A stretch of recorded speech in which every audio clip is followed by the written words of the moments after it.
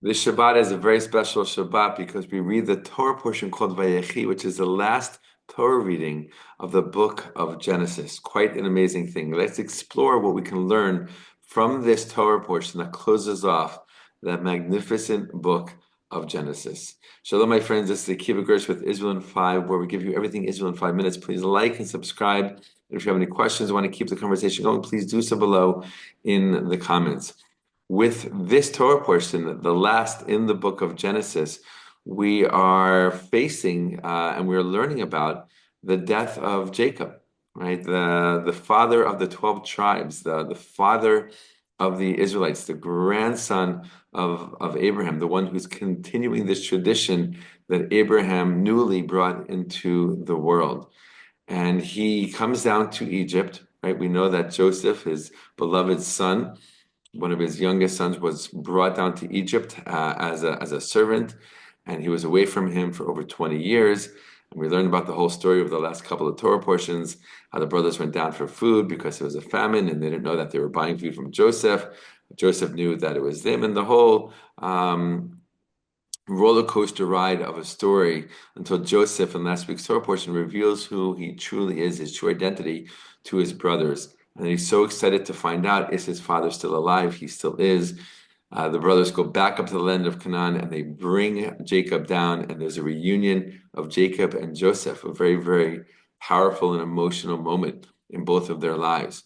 And eventually, it's time for, Jacob is getting older in his years, and his time to leave this world is coming. And Joseph brings his two sons, Ephraim and Manasseh, to be blessed by Jacob, right? In Judaism, in the Jewish tradition, in the biblical tradition, giving out blessings is a very, very powerful thing, especially towards the end of one's life. And this is a major theme in this week's Torah portion. And we learned that Joseph brings Ephraim and Manasseh to his father Jacob in order to get the blessing, and Joseph understandably wants the older one to get the quote unquote better blessing, because there is a status of being the firstborn, and so he sets them up in a way that Jacob's right hand will be on the firstborn, and his left hand will be on the secondborn, and therefore the proper blessings will be given to his sons.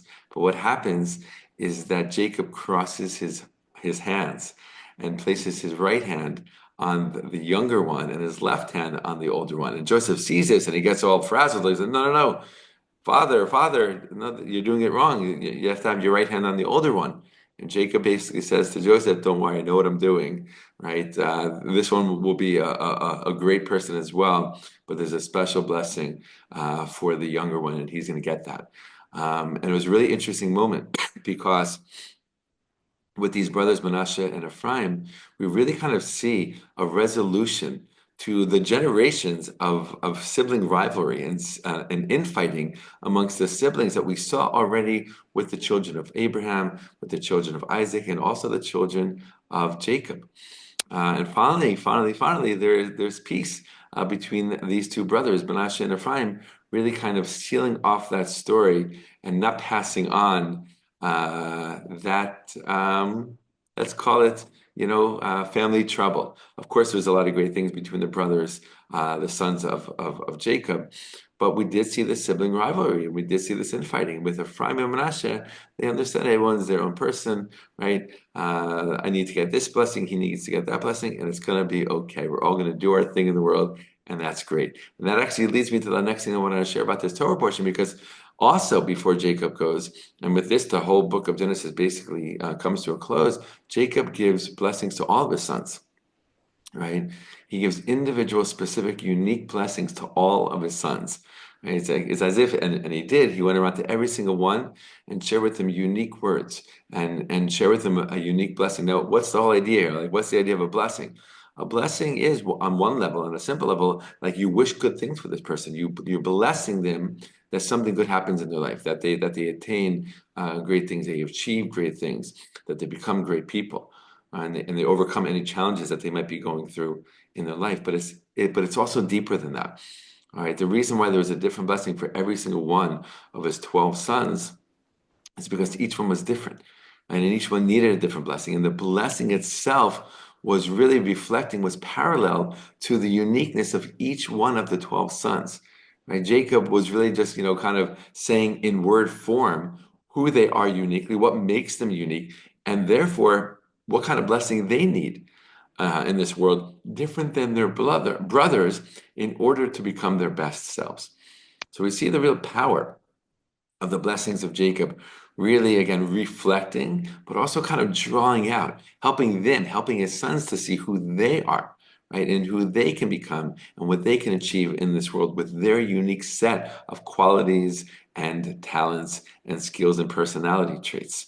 And this is how the whole book of Genesis comes to an end with these blessings for the 12 tribes, the 12 sons. And this is something that we see reflected in Judaism, right? We know the 12 tribes, there's the 12 months, there's the 12 constellations.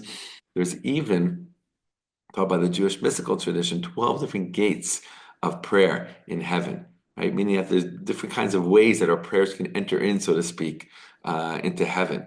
And again, reflecting the unique quality either of ourselves or the moment that we're in, the need that we might be having, right? So really, Jacob tunes into that in this week's Torah portion and showing his sons, and by extension, showing us that each one of us is unique. Each one of us is here to do something different. Each one of us can accomplish something incredible and amazing, but also unique and different than anyone else in this entire world. And this is what we get to learn from this week's Torah portion, the ending of the book of Genesis. All the best, my friends, and be well.